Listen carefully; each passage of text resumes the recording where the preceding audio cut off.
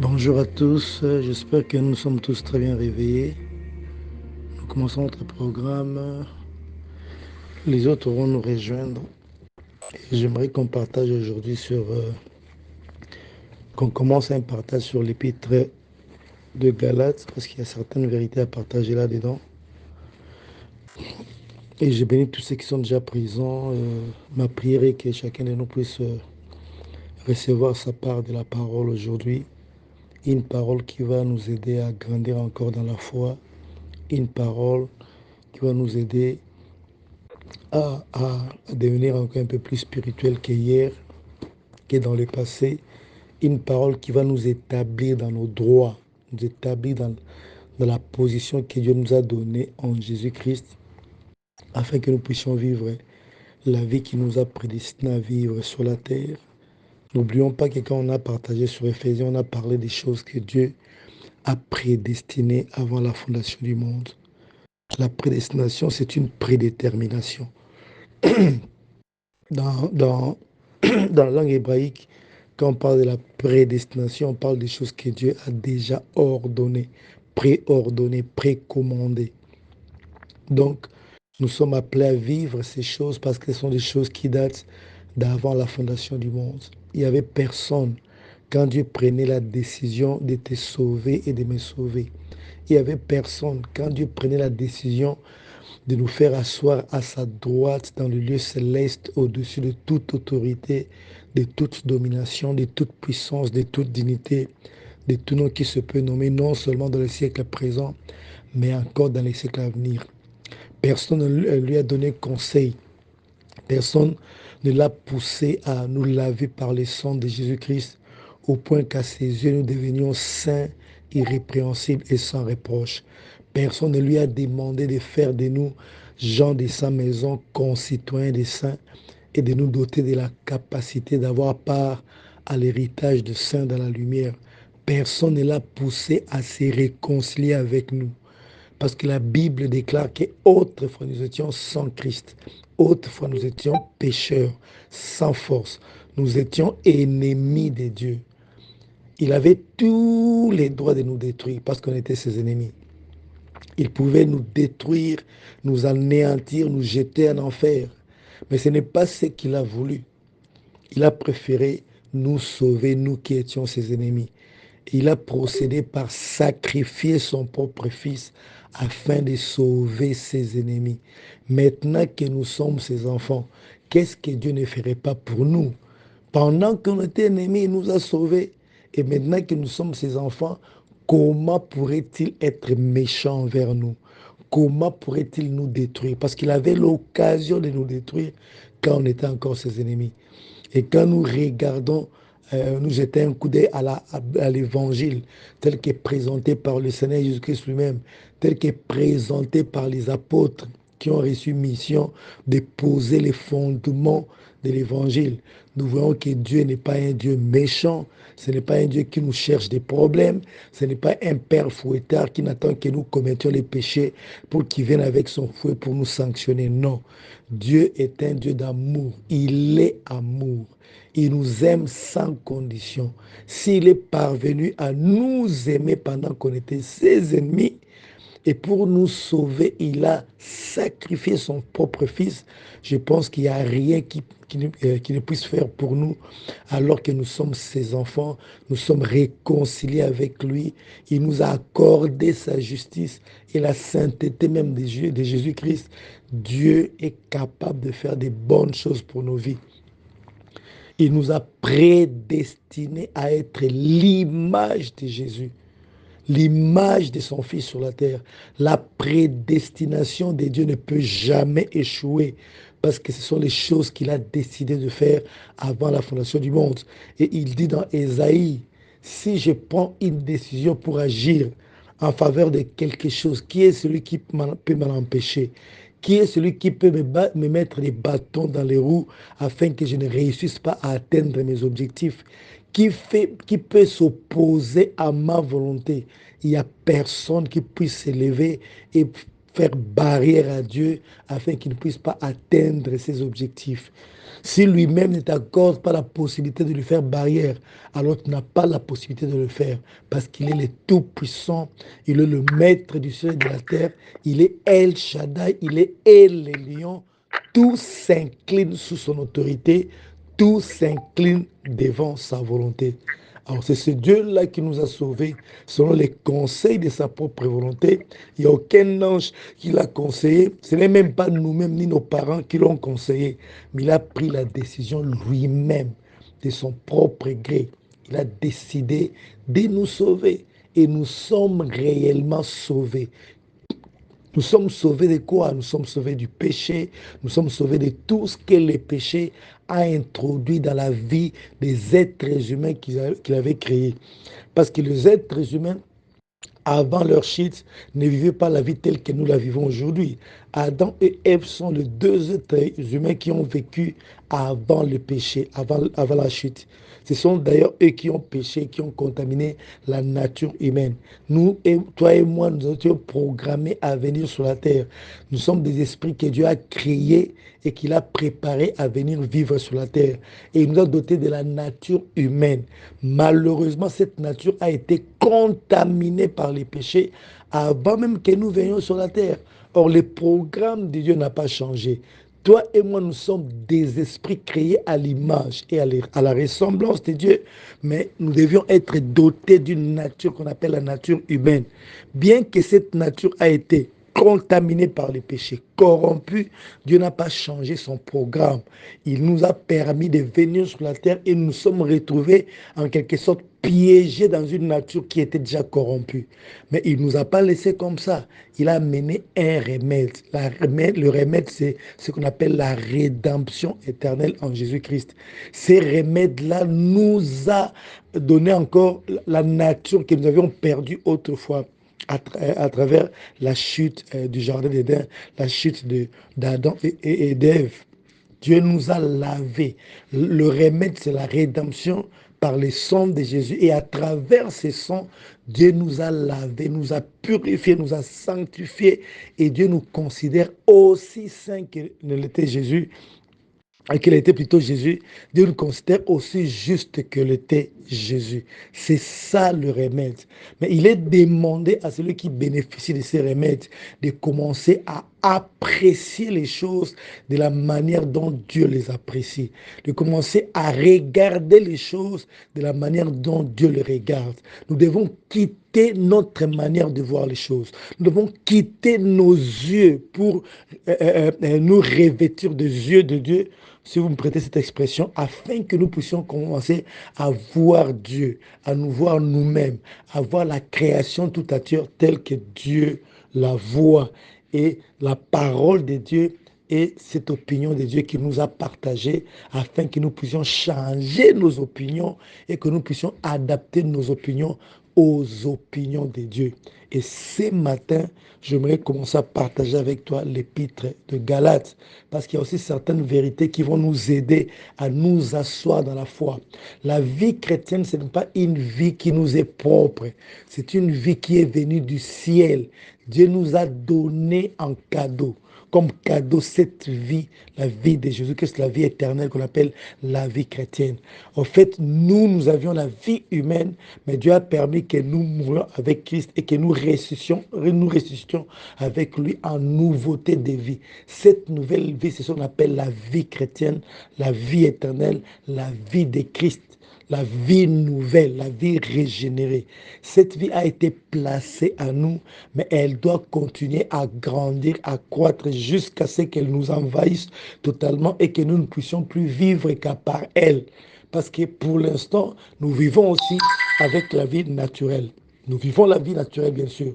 Mais Dieu voudra que sa vie éternelle, la vie de Christ, prenne place à nous au point qu'elle étouffe la vie adamique, la vie naturelle, et que nous ne puissions plus vivre que par la vie de Christ qui a été placée à nous, la vie éternelle. Parce que l'apôtre Jean dit, je vous écris afin que vous sachiez que vous avez la vie éternelle, vous tous qui croyez au nom de Jésus.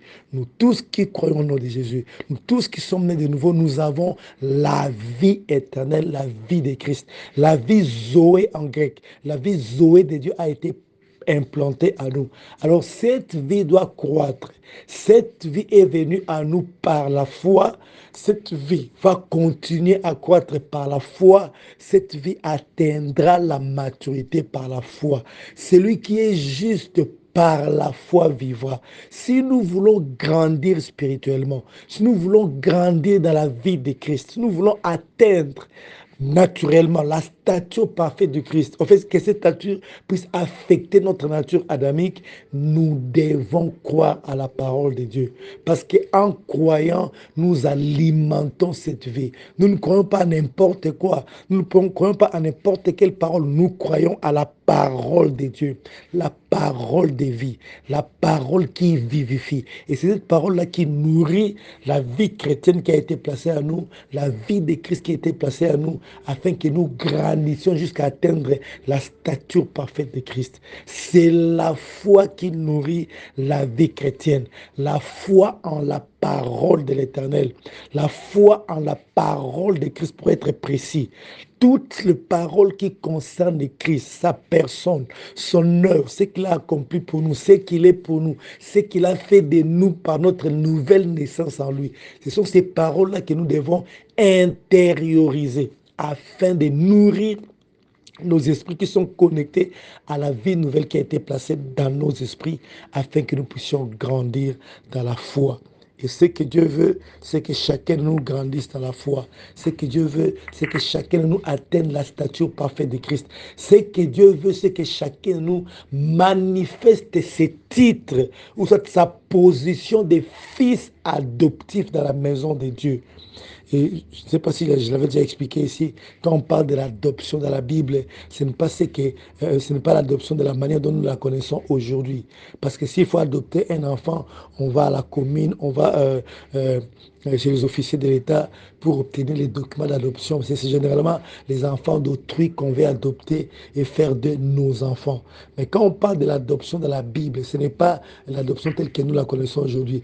L'adoption dans la Bible, c'est le processus qui fait que celui qui était considéré comme un enfant soit désormais considéré comme un adulte, doté du droit d'utiliser la richesse de son père, de décider sur la richesse que le père dispose pour lui, donc d'utiliser son héritage pendant que son père est vivant. C'est ce qu'on appelle l'adoption, parce que à l'époque, on devait prendre, il n'y avait pas d'école, il n'y avait pas d'université, mais les gens qui avaient beaucoup de moyens, qui étaient très élevés en dignité, au fait, prenaient leurs enfants et les soumettaient à l'autorité d'un esclave qu'ils ont eux-mêmes choisi. Et cet esclave-là devait servir à enseigner l'enfant, à lui inculquer certaines notions qui pouvaient lui permettre d'être en mesure de grandir, d'atteindre la maturité et d'être en mesure de gérer l'héritage de son père. Et une fois que le père juge que l'enfant a suffisamment grandi, a suffisamment acquis la matière qui lui permet de se maîtriser, de se bien comporter, de se comporter en adulte et surtout de gérer ses biens, c'est alors que le père l'adopte. Il adopte son propre enfant. Il lui donne les titres de fils adoptif, c'est-à-dire désormais, je considère que tu as mesure de prendre des responsabilités dans ma maison. Tu as mesure de gérer l'héritage que j'ai en réserve pour toi.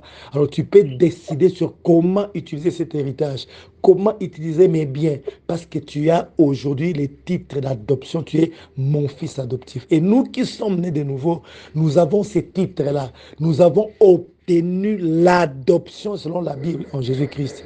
Et cette adoption, nous l'avons spirituellement. Mais il faut manifester cette réalité d'adoption dans le monde physique. Il faut qu'on arrive à un moment où nous décidons sur la terre. Ce n'est pas pour rien que le Seigneur a dit, tout ce que vous lierez sur la terre sera lié au ciel. Tout ce que vous délierez sur la terre sera délié au ciel. Celui qui est capable de lier sur la terre afin que ça soit lié au ciel, c'est celui-là qu'on appelle fils d'adoption. Et nous les sommes tous en Jésus-Christ. Parce qu'en Christ, il n'y a ni homme, ni femme, ni juif, ni grec, ni esclave, ni libre. Nous sommes tous un en Jésus-Christ. Et nous sommes, il y a des différences de sexe entre nous parce que nous sommes dans la chair. Mais dans la dimension spirituelle, il n'y a ni ni femme ni homme, il n'y a pas de sexe. D'ailleurs, quand nous allons quitter cette vie à l'enlèvement, nous partons pour 7 ans et pour revenir sur la terre. Nous n'aurons plus cette vie-là où il y aura des différences entre hommes et femmes. Pourquoi? Parce que notre corps revêtira l'incorruptibilité. La Bible déclare en un clin d'œil, ceux qui étaient vivants seront transformés, mais les morts en Christ ressusciteront premièrement, et ceux qui seront vivants en ce moment-là seront transformés. Leur corps revêtira l'incorruptibilité. Leur corps sera semblable au corps qu'avait le Seigneur Jésus-Christ quand il est ressuscité, quand il apparaissait à ses disciples. Et en ce moment-là, nous tous, dont les corps seront transformés. Ceux qui seront vivants, bien sûr, et ceux qui étaient morts en Christ, nous monterons ensemble pour aller 7 ans au ciel, dans les noces de l'agneau et de son épouse, et aussi pour passer dans les tribunaux de Christ. Et après cela, nous reviendrons sur la terre. Et à partir de ces temps-là, on n'aura plus, nous qui sommes nés de nouveau, cette histoire-là de sexe n'existeront plus. Alors, la différence entre un homme et une femme réside sur le plan physique. Mais en esprit, nous sommes le même. Voilà pourquoi Dieu utilise le terme, vous êtes tous des fils d'adoption. Les femmes qui sont nées de nouveau en Jésus-Christ, les hommes qui sont nés de nouveau en Jésus-Christ sont tous considérés comme des fils d'adoption en Jésus-Christ. Dans la sphère spirituelle, Dieu nous a élevés dans une position où nous sommes en mesure de prendre des décisions. Mais tout le monde n'arrive pas à manifester cette réalité parce que tout le monde n'a pas grandi suffisamment dans la vie de Christ. Et nous devons grandir dans la vie de Christ pour manifester notre autorité de fils adoptifs. Dieu veut que nous décidions sur la terre parce que les cieux sont les cieux de l'Éternel, mais la terre, il a donné au Fils de l'homme. C'est ce qui s'est passé à l'origine. Après avoir tout créé, il finira par prendre les esprits des humains et les placer sur la terre. Le premier esprit des humains qu'il a placé sur la terre, c'était l'esprit d'Adam. Il lui forme un corps et il prend l'esprit, il l'introduit dans le corps. Adam devint une âme vivante, un être vivant. Plus tard, la deuxième personne à venir sur la terre, c'est Ève.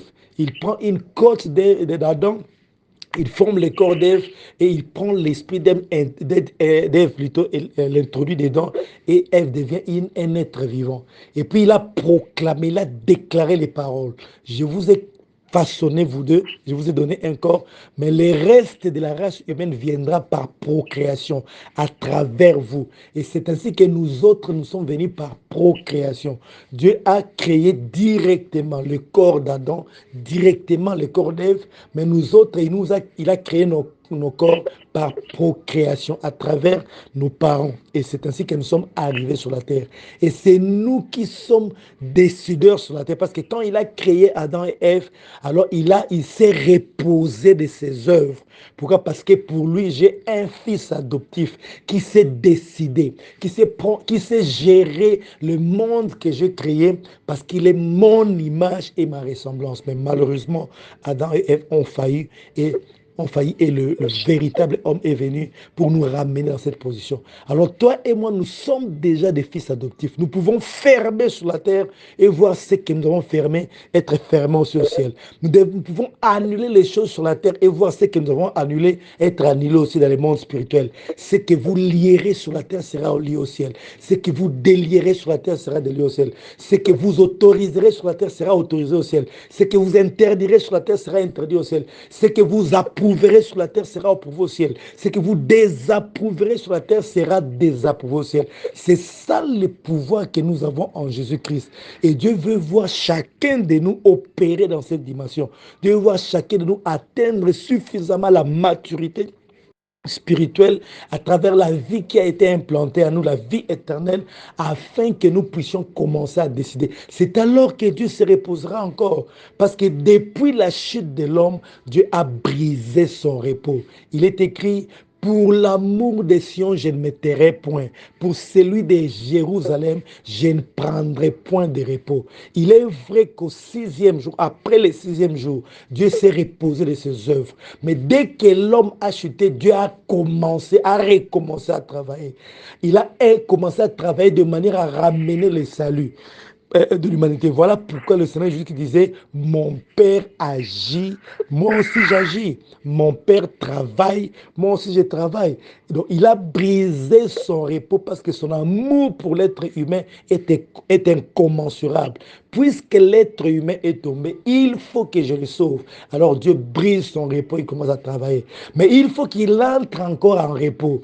Quand l'être humain atteindra alors la maturité pour que Dieu se permette de se reposer et que tout soit géré par l'être humain. C'est ce que Dieu veut, c'est ce qu'a toujours été son plan initial, son plan éternel, son plan intentionnel, son plan parfait. Et Dieu ramène toutes choses dans cette dimension où l'être humain régénéré en Jésus-Christ atteindra la maturité spirituelle qui lui permettra de vivre comme son fils adoptif sur la terre, parce que Dieu aura à croiser les bras et voir comment ses enfants sont en train de gérer les affaires de la terre.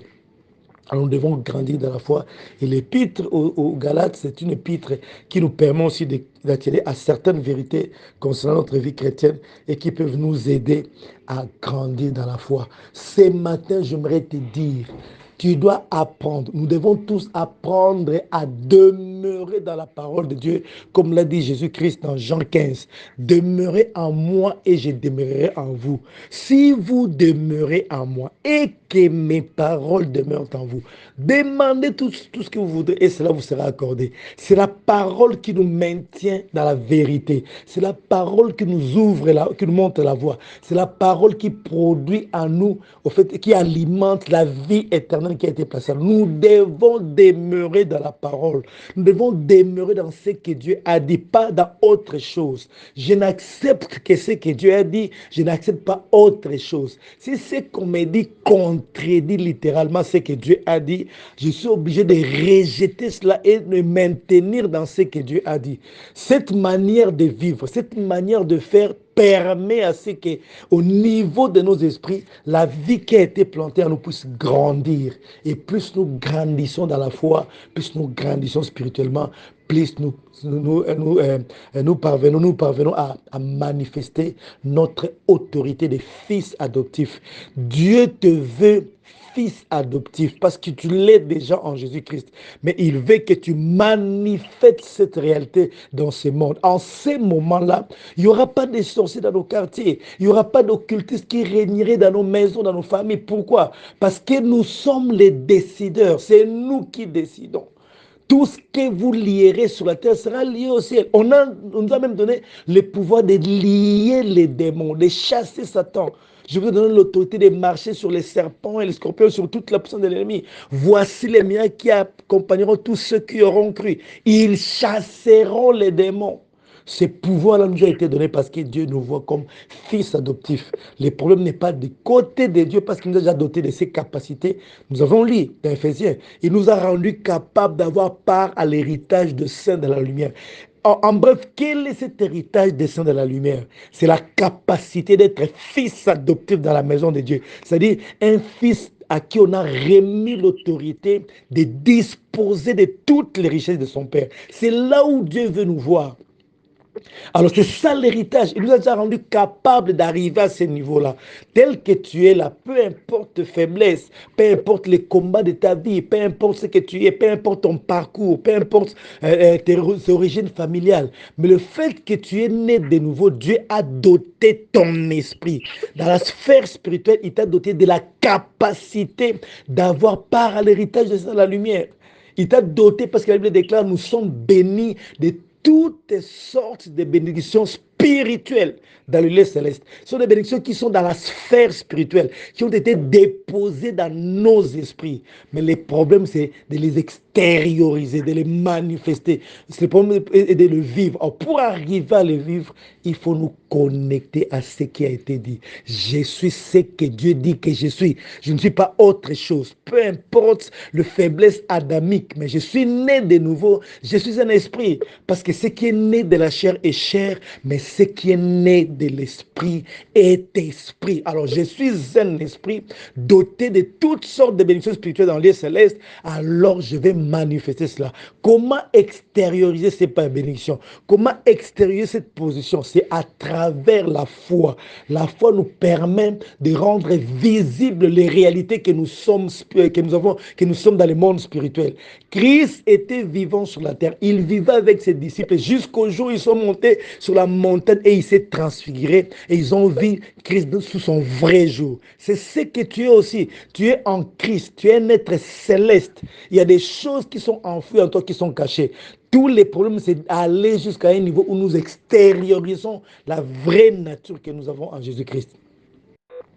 Avant d'entamer, j'aimerais te dire une chose. Quand Christ a prié dans Jean 17, il a dit des paroles très très fortes, des paroles très très puissantes que chacun de nous doit s'approprier pour grandir aussi dans la foi. Il a dit au Père, je ne prie pas pour les mondes, mais je prie pour ce que tu m'as donné. Parce qu'eux ne sont pas du monde comme je ne suis pas du monde. Et il a répété à 2 reprises, ils ne sont pas du monde comme je ne suis pas de ce monde. Si on pose la question à tous les chrétiens, est-ce que Jésus était de ce monde? Les chrétiens répondent facilement en disant oui, non, il n'était pas de ce monde. Mais les chrétiens n'arrivent pas à comprendre ou bien à accepter que de la même manière que Jésus-Christ n'était pas de ce monde, nous aussi, nous ne sommes pas de ce monde. Qui le dit? C'est Jésus qui le dit. Ils ne sont pas du monde, exactement comme je ne suis pas de ce monde. Donc tu dois apprendre à comprendre que tu n'es pas de ce monde, tu es venu du ciel. Jésus-Christ est venu comment? Il est venu miraculeusement. Dieu crée une sémence qu'il a introduite dans le ventre d'une vierge qu'on a appelée Marie et il est venu sur la terre. Toi, tu es venu par l'accouplement de tes parents. Mais sache au moins que tu n'es pas de ces mondes. Parce que si tu étais de ces mondes, tu n'aurais jamais accepté Jésus-Christ dans ta vie comme Seigneur Sauveur. Mais ceux qui sont du ciel, ce sont ceux qui finissent par rencontrer le Seigneur. Et lorsque leur temps s'accomplit, ils finissent par rencontrer le Seigneur et naître de nouveau. Ce sont ceux que Dieu a connus d'avance. Et que dit la Bible? Ceux qu'il a connus d'avance, il les a prédestinés à être l'image de Christ. Maintenant, pour que cette parole puisse s'accomplir, que dit la Bible? Et ceux qu'il a connus d'avance, il les a appelés. Ceux qu'il a appelés, il les a justifiés. Ceux qu'il a justifiés, il les a glorifiés. Tu es né de nouveau parce que tu as été appelé. Pourquoi est-ce que tu as été appelé? Parce que tu étais pointé avant la fondation du monde. On savait que tu es un élu, que Dieu sauvera. Et Dieu savait depuis l'éternité. Et quand les temps furent accomplis, il t'a choisi, il a posé sur toi son sceau et tu as été sauvé. Mais le but est que tu manifestes ta réalité céleste. Et on ne peut y arriver que quand on manifeste notre identité, notre position d'enfant de Dieu, de fils adoptif. Et il faut que tu te mettes en tête que tu n'es pas de ce monde.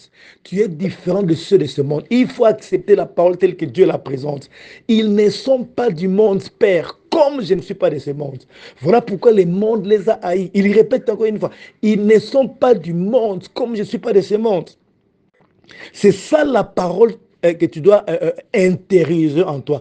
Te sentir fier. Je ne suis pas de ce monde. Parce que si c'était ce monde, je n'aurais jamais accepté Jésus-Christ dans ma vie comme Seigneur Sauveur. Mais puisque Dieu a touché mon cœur, c'est que je ne suis pas de ce monde comme le Seigneur a dit.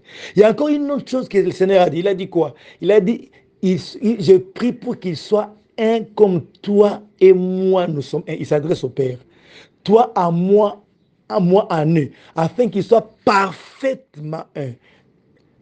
Et j'aimerais que tu prennes conscience que tu as toujours été un avec le Père depuis le jour où tu es né de nouveau. C'est peut-être que toi, qui n'es pas conscient, mais le Père, quand il te voit un, exactement comme Jésus-Christ était un avec le Père.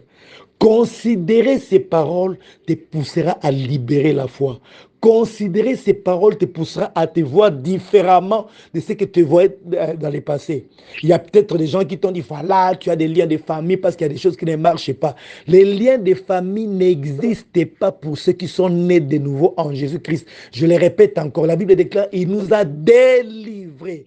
N'est pas manifester sa liberté n'est pas forcément... Donc, en fait, le manque de manifestation de la liberté que nous avons en Jésus-Christ n'est pas forcément lié au lien parce que la Bible déclare que nous avons été déliés. L'expérimentation vient après, selon une personne. Chacun a sa charge spirituelle, a sa naissance naturelle, et l'expérimentation vient après. Si tu veux vivre la réalité de ta délivrance acquise à la croix, tu dois te voir délivré. Tu ne vas pas considérer, tu vois que tu n'es pas délivré et tu cherches la délivrance. Ça ne marche pas comme ça. La foi appelle les choses qui ne sont point comme si elles étaient. Les pauvres doivent dire qu'ils sont riches avant qu'ils deviennent riches en réalité. Parce que spirituellement, ils sont déjà riches. Que les pauvres disent qu'ils sont riches. Que les faibles disent qu'ils sont forts. Il faut accepter d'abord ce que Dieu dit que tu es en Jésus-Christ. Alors maintenant, quand tu compares ta vie, tu trouves qu'effectivement, je suis en Christ, mais malheureusement, je ne vis pas la vie de liberté que la Bible me dit que le Seigneur m'a donnée. C'est alors maintenant que tu te lèves. Seigneur, je ne te demande pas la délivrance. Tu m'as déjà délivré. Maintenant, j'impose la délivrance. Tu commences à t'imposer contre les forces qui te privent de ta liberté, contre ces forces ancestrales-là qui attaquent ta femme. C'est alors que tu te lèves. Tu te lèves avec un soubassement, la parole qui déclare que tu es libre. Tu es délivré. Il nous a délivrés de la puissance des ténèbres et nous a transportés dans les royaumes de son Fils, en qui nous avons la rédemption de nos péchés. C'est ça le fait de Dieu. Pour Dieu, nous sommes déjà délivrés. Et ceux qui expérimentent cette délivrance, et ceux qui ne l'expérimentent pas, nous sommes déjà délivrés. Pour toi qui n'expérimentes pas, accepte que tu es délivré et place-toi dans un état d'esprit où tu te vois délivré et tu imposes ta réalité de celui qui est délivré aux forces des ténèbres qui veulent continuer à te lier. Mais malheureusement, on parle aux enfants de Dieu qui sont nés de nouveau comme s'ils étaient liés. Et des années en années, ils font que se battre pour chercher la délivrance. Alors que quand Dieu les regarde, ils trouvent qu'ils ont déjà été délivrés. Il leur faut simplement prendre conscience qu'ils sont délivrés et imposer cette réalité de délivrance. C'est ça, en fait, le combat spirituel. Alors, en Christ, nous avons beaucoup de choses et nous devons les intérioriser pour manifester la statue parfaite du Christ. Et dans Galates chapitre 1er, il y a un verset que j'ai partagé à une sœur il y a ça des années. Moi, j'avais même oublié qu'on avait partagé ce verset. Cette sœur ne concevait pas. Elle était déjà mariée, mais elle avait beaucoup de difficultés à concevoir. Alors, elle m'a parlé de cette situation comme c'était une situation qui concernait l'une de ses amies. Mais je comprenais que c'était elle parce que l'esprit me disait que c'était elle, mais elle parlait d'elle-même. Que voilà, j'ai une amie à qui on a diagnostiqué une maladie qui ne lui permet, au fait, une déformation corporelle qui ne lui permettra jamais, alors jamais, d'avoir les enfants. Mais pourtant, elle est en Christ. Et cette amie-là, encore pire, ce qui est encore pire avec cette amie, c'est que quand elle était encore païenne, elle a beaucoup avorté et ça a aussi endommagé encore, ça encore. Elle avait déjà une déformation et en plus, encore, elle a encore été endommagée par rapport aux avortements qu'elle a connus dans le passé. Alors, est-ce que pour une telle personne, il y a possibilité d'avoir des enfants? Et je lui ai lu ces passages. Et Galates chapitre 1er, verset 4. Et on a partagé, et puis elle a conçu, je ne savais pas que c'était elle, je croyais que c'était son amie. Et bon, en fait, je savais que c'était elle parce que l'Esprit me l'a dit, mais je ne savais pas que ces passages, en fait, le jour où nous avons partagé ces passages-là, c'est le jour qui a déclenché son miracle. C'est plus tard qu'elle me rappellera pour me dire, tu sais, ces jours-là qu'on a partagé Galates, je ne m'en souvenais même pas. On a partagé dans Galates chapitre 1er, verset 4. Et ce verset-là, quand tu as commencé à me l'expliquer, c'est alors que j'ai reçu, j'ai senti à moi la foi. Et je me suis dit que moi, je vais accoucher, peu importe ce qui a été dit. Et aujourd'hui, elle a 4 enfants. Et j'aimerais qu'on commence cet épître de Galates en lisant 4 versets, en s'arrêtant au 4e verset. On va continuer après, les autres passages après. Épître de Galates, le premier chapitre, à partir du premier verset, je lis: Paul, apôtre, non de la part des hommes, ni par l'homme, mais par Jésus-Christ et Dieu le Père, qui l'a ressuscité des morts, et tous les frères qui sont avec moi aux églises de la Galatie. Que la grâce et la paix vous soient données de la part de Dieu notre Père et de notre Seigneur Jésus-Christ, qui s'est donné lui-même pour nos péchés, afin de nous arracher du présent siècle mauvais, selon la volonté de Dieu, Père, à qui soit la gloire au siècle des siècles. Amen. Je m'arrête au verset 5. Et on nous parle du Seigneur Jésus. L'apôtre Paul salue le peuple de Dieu dans la ville de Galates. Et il leur dit quelque chose de très capital. Christ s'est donné lui-même afin de nous arracher du présent siècle mauvais. Je répète encore, Christ s'est donné. Il a versé de son sang afin de nous arracher du présent siècle mauvais. Et s'il faut parler d'un siècle, c'est ça, c'est 100 ans. Donc je peux considérer que ce siècle dans lequel je vis, Christ a travaillé pour ce siècle afin que j'en sois complètement délivré. Les mauvaises choses qu'il y a dans ce siècle, Christ avait déjà travaillé. Il a versé de son sang pour que toutes les mauvaises choses de ce siècle ne puissent pas avoir raison de ma vie. C'est là où j'aime le Seigneur. L'œuvre qu'il a accomplie à 2000 ans est efficace dans toutes les générations. Dans toutes les générations. À chaque fois qu'on peut avoir, on peut avoir l'idée du présent, l'idée d'une existence quelque part. Il faut qu'on sache que l'œuvre du Seigneur Jésus-Christ est efficace. Et c'est par son sang, parce qu'il s'est livré lui-même que nous sommes en mesure. En fait, nous avons été délivrés du présent siècle mauvais. Le siècle précédent avait aussi leurs problèmes. Il y avait aussi des manifestations du diable, il y avait aussi des combats dans les siècles passés. Notre siècle à nous aussi a ses problèmes, a ses combats. Nous sommes à l'ère qu'on appelle l'ère post-Covid. On ne peut pas encore d'autres épidémies. Il y a des combats dans ce siècle. Il y a des mauvaises choses dans ce siècle. Mais ce qu'il faut que nous sachions, c'est quoi? C'est que Christ nous a libérés, nous a délivrés de notre siècle, de toutes les mauvaises choses qui existent dans notre siècle. C'est ce que j'ai partagé avec la sœur. Et je ne sais pas quelles paroles sont sorties de ma bouche, mais c'est ce que je lui ai expliqué. Et cette parole-là a touché son cœur. Et c'est le jour où elle a expérimenté la foi pour concevoir. Et aujourd'hui, elle a 4 enfants. Le jour où elle m'a présenté devant les gens, devant sa famille, pour témoigner de ce partage-là qu'on avait fait sur Éphésiens, et précisément ces passages que nous venons de lire, qui a boosté sa foi pour qu'elle arrive à concevoir. J'étais moi-même stupéfait parce que je sais qu'on a partagé beaucoup de fois avec la sœur, mais je ne me rappelais pas que je lui avais partagé Éphésiens chapitre 1er, le 4e verset et le 5e verset. Je ne savais même pas. En tout cas, j'ai essayé de me souvenir, je ne savais pas, mais je savais qu'on a partagé beaucoup de sujets. Et pour elle, c'était ce qui a déclenché les miracles. Parce qu'elle s'est mise à la tête. Elle s'est mise dans sa tête que les mauvaises choses de ce siècle ne peuvent pas me toucher. Pourquoi? Parce qu'il y a quelqu'un qui s'est donné pour qu'en aucun jour les mauvaises choses de ce siècle puissent faire partie de ma vie. Puisqu'il y a stérilité dans notre siècle, alors la stérilité ne fait pas partie de ma vie parce qu'il y a quelqu'un qui s'est donné. C'est ce qu'elle s'est mise dans sa tête et elle a commencé à prier comme ça. Et plus tard, elle a conçu. Aujourd'hui, elle a 4 enfants. Mon frère, ma soeur, la parole de Dieu est la même hier, aujourd'hui, éternellement. Elle est efficace aujourd'hui exactement comme elle était dans le passé. Elle sera encore efficace demain. C'est une parole qui a fait ses preuves. La Bible dit, la parole de Dieu est une parole éprouvée. Les voies de l'Éternel sont droites, sont justes. Mais la parole de l'Éternel est une parole éprouvée. Ça a déjà fait ses preuves. On l'a déjà testé dans la vie de plusieurs personnes. Elle a déjà produit ses fruits. Aujourd'hui, elle produira aussi ses fruits dans ta vie si tu acceptes cette parole comme les autres l'ont acceptée. Si tu t'exposes à cette parole comme les autres se sont exposés. Elle produit les mêmes effets. Les mêmes causes produisent les mêmes effets. Ce n'est pas une parole qu'on veut essayer pour la première fois dans ta vie, non. Une parole qui a déjà fait ses preuves. Il y a des stériles qui ont été en contact avec la parole de Dieu et qui ont obtenu la capacité de concevoir. Il y a des gens qui étaient malades, mais en contact avec cette parole, ils ont été guéris. Les morts sont ressuscités à cause de cette parole. Cette parole a résolu les problèmes de l'humanité depuis longtemps jusqu'à aujourd'hui. Donc, pour ton problème là, ce n'est pas que c'est la première fois qu'on utilise la parole pour résoudre ton problème. Elle a déjà fait ses preuves. Et si toi aussi te mets à croire comme les autres, à t'accrocher à la parole de Dieu comme les autres, elle fera aussi ses preuves dans ta vie. Et ceux qui viendront après toi auront attiré de ta vie un témoignage qui les encouragera à s'accrocher à la parole de Dieu. Nous sommes délivrés du présent siècle mauvais. Dans notre siècle, il y a des choses qui se trament. On a tous vu ce qui s'est passé en France avec les Jeux Olympiques.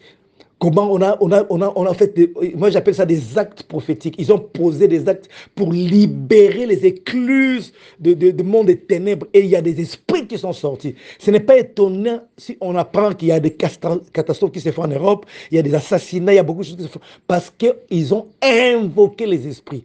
Les gens étaient là, en train de scotcher, à suivre la cérémonie artistique d'ouverture, la cérémonie de clôture. Mais les gens spirituels ont vu les messages qui a été lancé. Comment ils ont libéré les esprits pour aller envoûter les gens.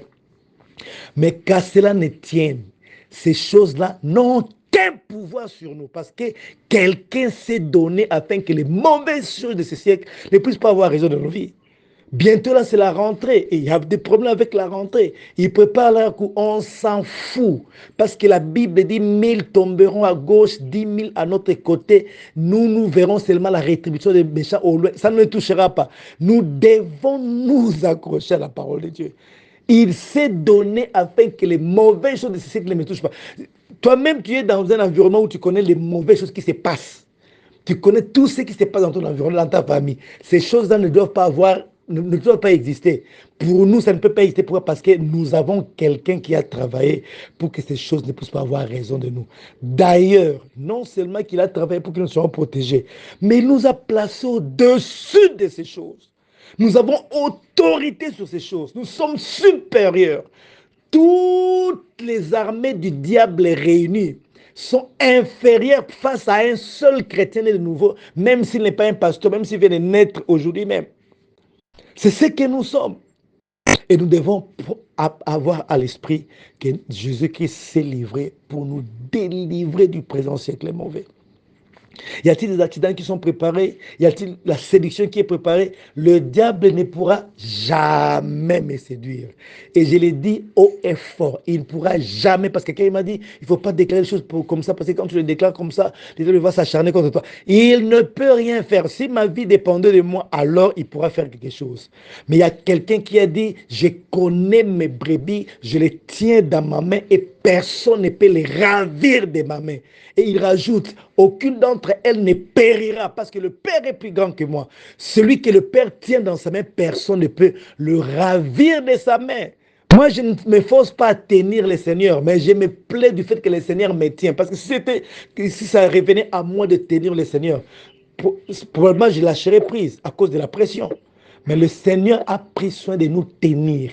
Quand bien même nous les tenons, mais lui nous tient encore. Et lui ne peut pas nous lâcher et personne ne peut nous ravir de sa main. Mon frère, ma soeur, peu importe ce qui se trame, ça ne te regarde pas. Tu as le droit de t'imposer pour dire passez votre chemin. Quand l'esprit des morts est passé sur l'Égypte, il n'est pas entré dans les maisons où se trouvaient les enfants de Dieu. Les problèmes, ce n'était pas avec les enfants de Dieu parce qu'il y avait le sang de l'alliance qui a été placé dans leur maison. Or, la Bible déclare, avant la fondation du monde, Dieu dans sa préscience t'a vu participant à l'aspersion du sang de son agneau. Tu participes à l'aspersion du sang de Jésus. Tu n'as même pas besoin de demander à Dieu de te couvrir du sang comme le font les chrétiens. C'est pas mal de le faire, mais c'est être un peu bébé spirituel pour le faire. Il faut prendre conscience qu'avant que tu naisses, avant que même Christ vienne sur la terre pour accomplir son œuvre, Dieu t'avait déjà vu dans sa préscience. Il te voyait participant à l'aspersion du sang de Jésus. Donc, je suis né de nouveau. Donc, j'ai seulement pris conscience que j'ai participé à l'aspersion du sang de Jésus. C'est tout. Et là où il y a le sang, il y a la vie. La mort, la destruction ne pénètre pas les maisons où il y a le sang. Ton corps est le temple du Saint-Esprit. Si tu commences à considérer que puisque je participe à l'aspersion du sang de Jésus, puisque Christ s'est donné, en se donnant, il a versé de son sang, alors rien ne peut me toucher. Tu arriveras à vivre ces réalités-là. Pourquoi? Parce que Dieu ne ment jamais. C'est sa volonté parfaite, c'est ce qu'il a préparé avant la fondation du monde pour nous tous. Et ce matin, j'aimerais que tu pries, que tu vois le monde dans lequel tu vis. Il y en a qui sont en Europe, qui vivent des situations bizarres. Nous aussi en Afrique, nous vivons une situation bizarre. Mais sache une chose, le travail du diable ne peut pas avoir de l'impact dans ta vie. Il viendra toujours, il causera toujours, il parlera toujours, il viendra toujours t'attaquer. Mais il faut qu'il rencontre quelqu'un qui s'est solidifié dans la parole de Dieu. Celui qui s'est enraciné dans la parole de Dieu. Celui qui est devenu dur comme un roc à cause de la parole. Têtu contre les diables. Têtu contre le monde des ténèbres. Opposé aux forces des ténèbres. À cause de la parole qu'il a révolutionnée. Et c'est la parole qui nous donne notre ascendant sur les diables avec tout ce qu'il fait. Il viendra toujours pour s'attaquer à toi, mais qu'il trouve quelqu'un qui est accroché à la parole. Quand ces vagues se déverseront sur toi, sur ta vie, quand ces tempêtes se déverseront sur ta vie, que ça trouve une maison solidement fixée sur les rocs qui est Christ, la parole de Christ. Je n'accepte rien d'autre à part ce que Dieu a dit. Il n'a pas dit que je mourrais empoisonné. Il n'a pas dit que je serais Écoutez, il n'a pas dit que les diables auraient le dessus sur moi. Il a proclamé la parole en disant les portes des séjours des morts ne prévaudront point. Il n'y a pas à discuter avec Dieu. Je reste là. Je n'ai pas besoin d'autre chose. Ce que je vois ne m'intéresse pas. Ce que les diables essaient de me faire voir, ça ne m'intéresse pas. La seule chose qui m'intéresse, c'est qu'il a dit que les portes de séjour des morts ne prévaudront point. Les songes, les rêves, les cauchemars, ça ne m'intéresse pas. Je n'ai pas peur de ça. Ce n'est pas parce que j'ai mal rêvé, parce que j'ai eu un cauchemar que je dois commencer à croire à ces cauchemars. Ça n'existe pas. Nous croyons à la parole de Dieu. Et la parole, c'est la révélation par excellence. Ma vie est bâtie dessus. Peu importe ce que je vois en songe, peu importe ce qu'ils m'ont dit comme prophétie, si ça n'est pas conforme à la vérité de l'évangile, moi je m'assois sur la vérité de l'évangile, je suis collé et cimenté sur la vérité de l'évangile, et cette réalité qui arrive comme une vague, comme une tempête, finira par disparaître. Pourquoi? Parce que je suis collé à la parole de Dieu, c'est tout. Ma réalité, c'est la parole de Dieu. Ma réalité, ta réalité, c'est la parole de Dieu. N'accepte pas autre chose. Ils te feront la guerre, ils te vaincront jamais. Peu importe ce qui se trame, peu importe les réunions qu'ils font la nuit, qu'ils font les jours, parce qu'ils ont beaucoup d'argent, il faut préparer les épidémies. Ça ne nous regarde pas. Ça va passer, toi tu resteras vivant, point barre. Et ne permet à rien qui vient du monde des ténèbres de toucher ta famille. Parce que tu es un fils adoptif capable de prendre des décisions sur la terre, d'arrêter les choses sur la terre. Et nous devons le faire ensemble pour faire de sorte que le règne de Dieu se manifeste. Ce matin, commence à dire à Dieu merci. Merci parce que je suis un fils adoptif. Merci parce que pendant que nous sommes en train de parcourir Galate, je connaîtrai encore des choses qui vont révolter mon esprit, qui vont me placer dans ma dimension de fils adoptif. Les choses qui vont me pousser à libérer la foi. Commence à bénir Dieu au nom de Jésus. Nous bénissons Dieu pour les grâces qu'il a déversées ce matin à travers cette parole. Prions au nom de Jésus. Seigneur, nous te bénissons ce matin parce que nous savons ce que nous sommes. Père, nous savons. Merci parce que tu n'as pas changé. Et nous sommes dans la joie de comprendre, de savoir que tu n'as pas changé. Tes objectifs n'ont pas changé. Nous restons ce que tu veux que nous sommes. Nous avons été délivrés une fois pour toutes et nous continuons à vivre notre délivrance. Personne ne peut nous empêcher de jouir de la délivrance que tu nous as accordée en Jésus-Christ. Seigneur, nous te bénissons ce matin pour la grâce. Oh Seigneur, merci. Merci parce que peu importe les tentatives du diable de nuire, il ne pourra jamais nous atteindre. Parce que chaque jour qui passe, nous grandissons dans la connaissance du Fils de Dieu. Chaque jour qui passe, nous grandissons dans la connaissance de Jésus. Chaque jour qui passe, nous grandissons dans la connaissance qui nous permet de déployer ta puissance, de déployer tes grâces. Je ne suis pas n'importe qui parce que le prix que tu as mis pour me sauver, fais voir qui je suis réellement. Le prix que tu as mis pour me sauver, fais voir que j'ai de la valeur à tes yeux et je te bénis pour cela. Merci pour la conscience que tu nous donnes à travers ta parole, la conscience des choses qui nous sont arrivées en Jésus-Christ. Merci pour la conscience de la réora, les majos chaparabade. Je suis dans la joie de te bénir. Je suis dans la joie de te louer, de t'adorer. Parce que tu n'as pas changé. Tu es le même hier, aujourd'hui, éternellement. Merci parce que tu passes par nous pour établir tes desseins. Merci parce que tu nous as délivrés du présent siècle mauvais. Nous n'acceptons rien d'autre. Nous acceptons notre délivrance du présent siècle mauvais à cause du sacrifice de Jésus-Christ. Son sacrifice est parfait. Son sacrifice est tellement parfait qu'il n'y a rien à ajouter, il n'y a rien à y retrancher, Seigneur, rien à y retrancher. Pourquoi? Parce qu'il est tellement parfait. Son sacrifice t'a totalement satisfait et nous sommes totalement acceptés en toi comme Jésus, totalement acceptés auprès de toi en Jésus-Christ comme Jésus. Et nous te bénissons pour cela, Seigneur. Merci pour la conscience de mon identité. Merci pour la conscience de ma position en Jésus. Merci pour la conscience du plan que tu as conçu pour moi. Merci pour ma place dans la société, ma place dans cet univers, ma place au Rasakade Gebozasra, Racho Parade Kebaria. Je ne passerai pas inaperçu sur cette terre. Je ne passerai jamais inaperçu sur cette terre, Seigneur. Jamais je ne passerai inaperçu. Tu m'as créé, tu m'as placé. Il y a une mission, il y a ma place dans ton œuvre, ma place dans ton royaume. Et j'ai fait exactement ce que tu m'as prédestiné à faire.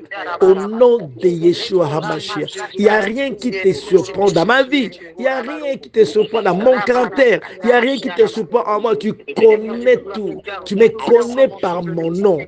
Je suis Jacob que tu as créé, mais que tu formes pour qu'il devienne Israël. Parce que ma finalité, ce n'est pas Jacob. Ma finalité, c'est Israël.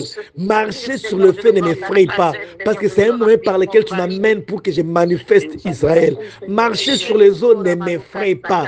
Parce que c'est l'un des moyens, Seigneur, que tu utilises pour m'amener à expérimenter Israël que je suis. Je te bénis.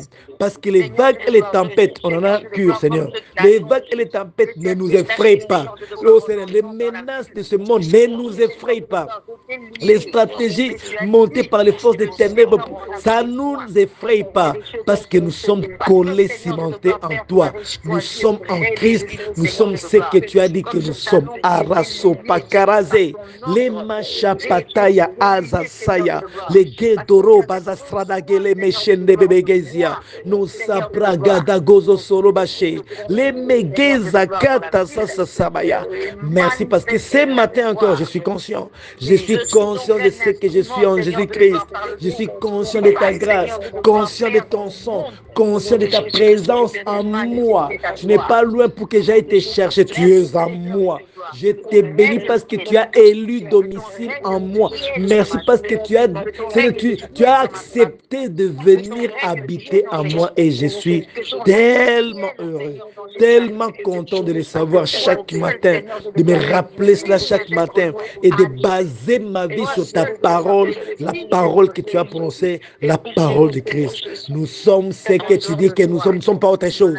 Nous sommes au Rasagarabade Gebeshalala, la cause au Soprabarabade, et Mege Mandarabashaka Kabalala, les Meezeke Babarabada Babala, Radada Zradada Soroba Shekelele, les Muanayazake, Peta Salala, Oja Gedazabi, Melakwasa Pakara Sheke, Mezisye, Neta Oya, la Gaza Zrada Sheke, Melebado Azasia, Metamo la Adi Geza Kabaya, les mots Jabaragedaze, les sapo al ase, Kenamo Zagara Shapata, la Gezi Sesia, Meraboza Zasabaya.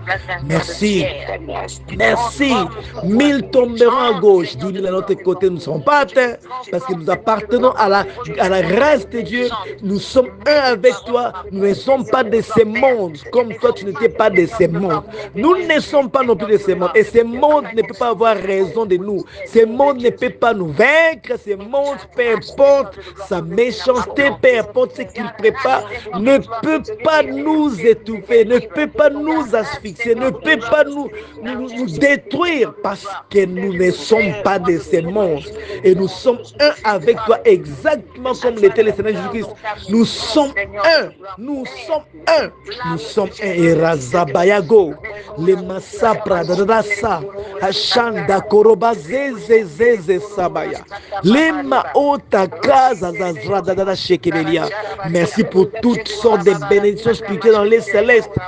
C'est toutes sortes de bénédictions que tu as enfouies dans mon esprit et que tu m'aides par le Saint-Esprit à extérioriser. Amora Zagorota Praneleza Eshi Eshiketa Ziatara Alakema Zasaya Onde Gebala Haza Ketonashi Miatapo ala Haza Lekelegezi Memesha Tiatapo Etonala Gazesi Anaba Shateya Ate Loraso Paya Lagenezi Metanoza Bayalagezo Sasia Oshanda Gebazala Shanda Gebazala Oremaza, zemaso palie keji ketetia nava, nava ana olege bigezi sakiabataranash. Oda doraza zege dabala, no shameke sasia, ola onda geba shemieza kemandarabasa. Oh, que ton nom soit béni. Quelle journée magnifique d'être conscient avec de ta présence. Quelle gloire, Seigneur, quelle grâce d'être conscient de ta présence, des choses que tu as accomplies dans nos vies. Que ton nom soit béni. Que ton nom soit béni. Que ton nom soit béni. Que ton nom soit béni. Que ton nom soit béni. Au nom de Yeshua. Au nom de Yeshua. Au nom de Yeshua. Béni. Bénis la journée d'aujourd'hui. Si j'étais à ta place, je bénirais la journée d'aujourd'hui. Tu es programmé à réussir. Tu es programmé à écraser la tête de Satan. Mon frère, ma soeur, tu es programmé. Même Satan lui-même sait qu'il faut que tu écrases sa tête. On t'a donné une autorité qui n'est qu'un pouvoir que Satan reconnaît. Il n'a pas d'autre choix que de reconnaître. À la croix, le Seigneur lui a imposé des choses. Et ces choses qui lui ont été imposées demeurent jusqu'aujourd'hui. Entre autres choses, toi, tu as le pouvoir d'écraser sa tête. Tu entres dans son corps, tu pilles tout, tu détruis tout. Il n'a aucun pouvoir pour te nuire. Il n'a aucun pouvoir de représailles sur ta vie. Alors commence à bénir la journée, bénis ta famille, n'arrête jamais de le faire. Et ne le fais pas seulement parce que nous prions les matins. Pendant la journée, la meilleure des choses à faire, c'est bénir ta famille. On ne te demande pas d'entrer seulement dans la chambre et commencer à prier ton Dieu. Non, tu pars comme ça. À un moment, tu dis, Seigneur, j'ai béni ma famille. Tu continues ton chemin. À un moment, tu dis, tu répètes cette phrase pendant la journée à plusieurs reprises. Surtout quand tu as une mauvaise nouvelle, tu dis, je vois ma famille bénie. Je vois ma famille bénie. Il faut s'opposer aux choses qui arrivent. La parole de Dieu. Tu peux le dire à tout moment. À 10 heures, tu te mets à dire, je suis béni, ma famille est bénie. Et tu vas qu'à tes occupations. Ah, surtout, tu penses encore à la parole. Seigneur, je sais que je suis béni, ma famille est bénie. Et quand tu parles, tu déclares que tu es béni, tu vois ces bénédictions. Tu vois comment ta famille est bénie. Et fais-le durant la journée, fais-le la nuit. Tu te réveilles pour aller te soulager. Seigneur, merci parce que ma famille est bénie, je suis béni. Il faut déclarer, déclarer, déclarer. Ne le fais pas seulement parce que nous le faisons les matins. Fais-le à tout moment. La prière ne consiste pas seulement à entrer dans la chambre et commencer à dire des choses pendant 10 minutes, 20 minutes. Non. La prière, c'est aussi être en connexion avec le Père. Tu causes avec ton Père en cours de chemin. Père, merci parce que tu nous as bénis. Et tu libères seulement cette parole. Cette parole est puissante. Elle est puissante pour mettre en déroute les armées étrangères. Alors commence à bénir ta journée, bénis ta famille, bénis tes activités, bénis tes frères et sœurs, bénis tes enfants, bénis ton entourage, bénis même tes ennemis, surtout tes ennemis. Bénis-les parce qu'en libérant les paroles de bénédiction, tu es en train de propager la lumière qui étouffe l'ennemi. La sorcellerie ne fonctionne pas là où il y a la lumière. Or, la lumière, c'est la parole de Dieu. Proclame la parole, bénis tes ennemis, bénis ces sorciers-là, ces chefs, bénis-les. En le faisant, tu les anéantis. Mon frère, ma soeur, élève ta voix, commence à bénir. Nous bénissons au nom de Jésus. Seigneur, je bénis l'église corps de Christ. Partout dans le monde entier, nous prospérons, nous montons en puissance, nous exécutons tes desseins. Nous sommes l'institution que tu utilises, ton institution pour atteindre tes objectifs dans cette génération. Ton institution pour atteindre, Seigneur, tes objectifs par rapport au même dans c'est ton église. Et nous faisons partie de cette église. Nous sommes ton église. Voilà pourquoi je bénis ton ecclésia. Ton ecclésia va de l'avant. Il y a une différence entre l'église que toi tu bâtis et les autres églises qui ne t'appartiennent pas, mais qui sont mêlées à nous, qui se confondent à nous pour qu'il y ait la confusion dans la vie des gens. Tu bâtis ton ecclésia et l'église que toi tu bâtis, les portes de séjour des morts ne peuvent rien contre elle. Cette église est bâtie sous la révélation que toi tu es le Messie, le Fils de Dieu. Je bénis ton église. Elle va de l'avant. Elle va grandissant. Tu es en train de la rendre sans tache ni ride. Tu es en train de la purifier. Tu es en train de la mener à maturation afin que les membres de l'église puissent manifester la stature parfaite de Christ, afin qu'ils puissent jouir de leur position de fils adoptés. Je bénis ton Église. Nous allons de l'avant. Nous détruisons les œuvres de ténèbres. Nous faisons échec au plan de Satan. Notre présence anéantit les œuvres de ténèbres. Au nom de Yeshua, nous recevons tes révélations. Par le Saint-Esprit, tu nous équipes.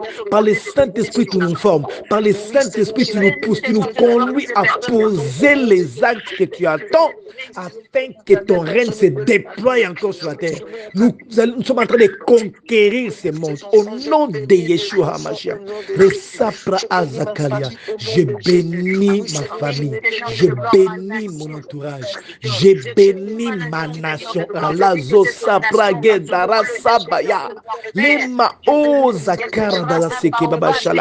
Je libère tes promesses. Je libère ta parole sur ma nation, sur mes ennemis.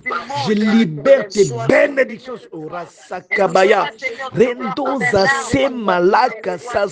Il n'a pas d'autre choix que d'être disposé favorablement.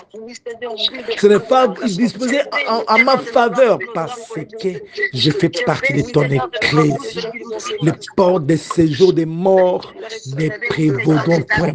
C'est nous qui avons ce monde en héritage par notre foi. L'héritage du monde a été promis à Abraham et à sa postérité. Nous jouissons des biens de ce monde. Nous jouissons des bénédictions que tu as placées sur notre œuvre prospère, nos activités prospèrent. L'œuvre de nos mains produit des fruits. Nous gagnons de l'argent. Nous allons de l'avant avec nos activités. Nous prospérons. La sagesse, l'intelligence, les capacités de gérer ce que tu dois donner à gérer. Tu nous as donné ces capacités et nous gérons bien et nous prospérons à tous égards. Tu nous places à la tête, Seigneur des nations. Tu nous places à la tête des secteurs dans lesquels nous travaillons. Nous sommes la tête, nous ne serons jamais la queue. Et tout ce que nous faisons comme travail produit parce que nous le faisons en conformité avec ta parole. Nous te bénissons. Le fruit de notre travail est béni. Ceux qui avaient vu les sauterelles manger le fruit de leur travail, Seigneur, merci parce que tu restitues les années que les sauterelles ont dévorées. Tu restitues les Orazabagorota Sapranalache, les Azakaya Mandarabache.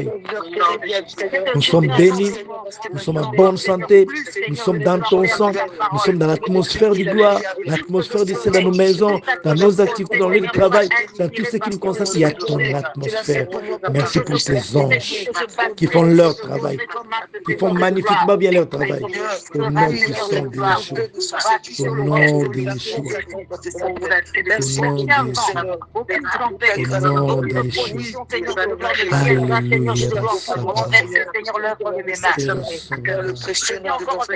Au nom de Yeshua. Au nom de Jésus. Je dis encore, Seigneur, la victoire. Je dis encore cette journée, Seigneur, de gloire. Les années dévorées par la sauterelle.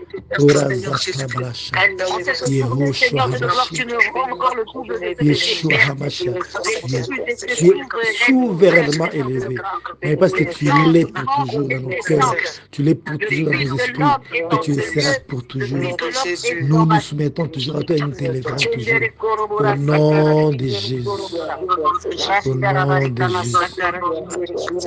Alors commence à voir. Commence à voir maintenant. Vois ta journée. Vois ta semaine, vois ta famille, vois ta maison, vois ton travail,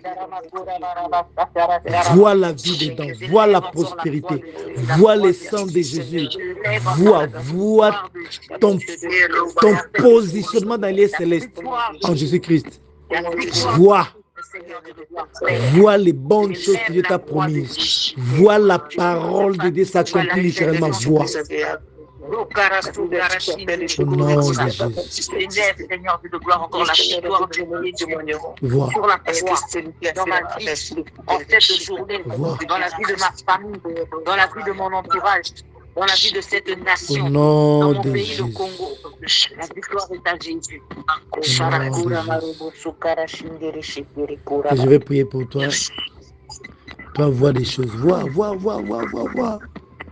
Vois les choses. Père, merci pour cette journée magnifique que tu nous as donnée. Merci surtout parce que nous savons qui nous sommes. Et tu t'es arrangé pour faire de sorte que chaque matin, Tes paroles pénètrent nos esprits. Et quand nous quittons nos maisons pour aller vaquer à nos occupations, nous y allons avec la foi que ta parole a produite en nous. L'héritage du monde a été promis à Abraham et à sa postérité. Puisque nous sommes la postérité d'Abraham, alors cet héritage du monde nous appartient. Aujourd'hui, nous vivons en vainqueurs. Aujourd'hui, nous vivons en plus que vainqueurs. Aujourd'hui, nous réussissons. Aujourd'hui, nous atteignons nos objectifs. Aujourd'hui, nous grandissons dans la foi. Aujourd'hui, les diables vont mordre la poussière. Les démons qui oseront s'approcher de nous. Les forces des ténèbres qui oseront mordront la poussière au nom de Jésus. Et ils vont lamentablement échouer. Parce que la parole qui est en nous, le sang qui nous réclame chaque jour, le sang qui parle nuit et jour, même quand nous nous taisons, ton sang parle. Ce sang-là accomplit efficacement sa tâche. Nos familles sont bénies. Parce que tu as dit, crois au Seigneur Jésus, tu seras sauvé toute ta famille. Je vois nos familles délivrées, bénies.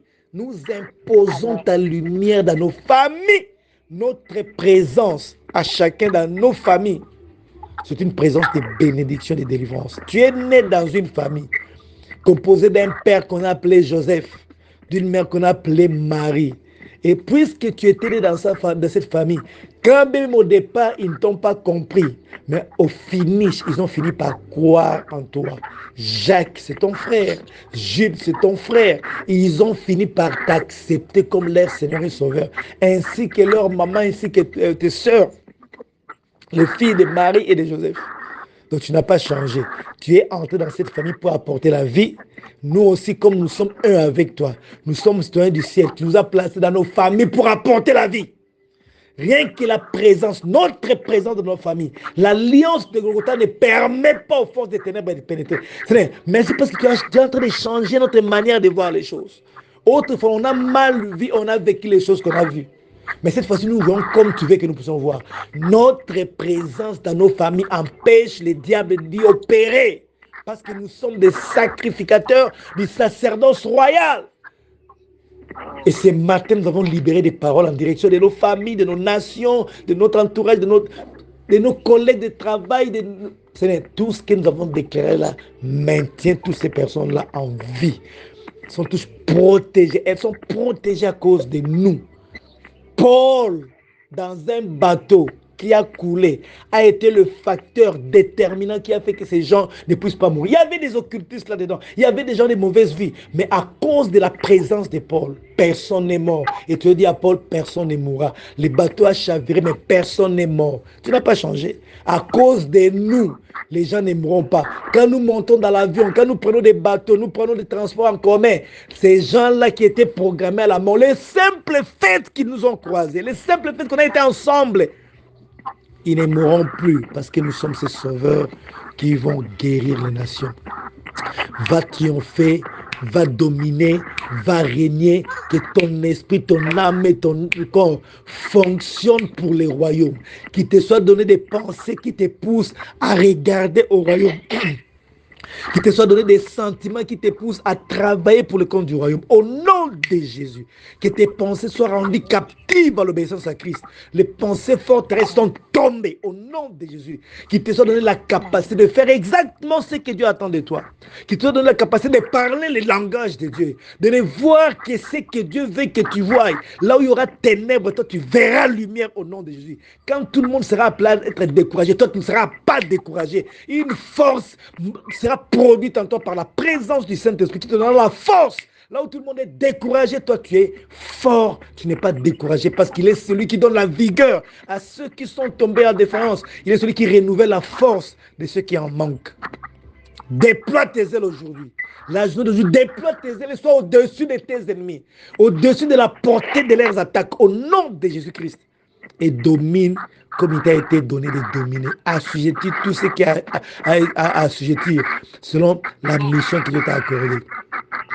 Par-dessus tout, l'envie de prier, le désir de prier, d'écouter la parole, se multiplie, augmente encore en toi, afin que tu fasses de la parole de l'Éternel tes délices. et qu'il te donne ce que ton cœur désire. Tu es béni, ta famille est bénie, ton travail est béni, ton entourage est béni, ta nation est bénie, ton église locale aussi est bénie au nom de Yeshua HaMashiach. Amen. Amen.